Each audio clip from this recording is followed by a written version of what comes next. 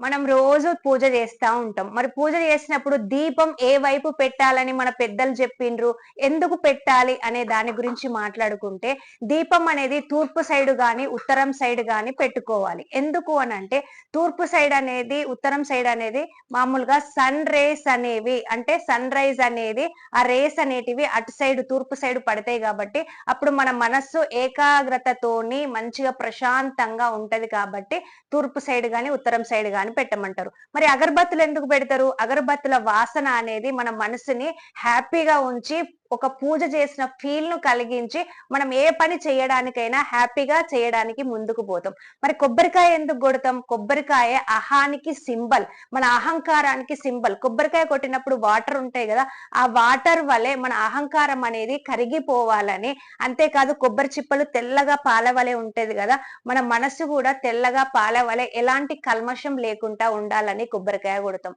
మరి చనిపోయినప్పుడు దీపం దక్షిణం వైపు ఎందుకు పెడతారు అనంటే, దక్షిణం సైడును యమధర్మరాజు యొక్క దిశగా భావిస్తారు కాబట్టి దక్షిణం వైపు పెడతారు చనిపోయినప్పుడు. మరి మీకు ఇలాంటి వీడియోస్ కావాలంటే మీరు ఏం చేయాలి?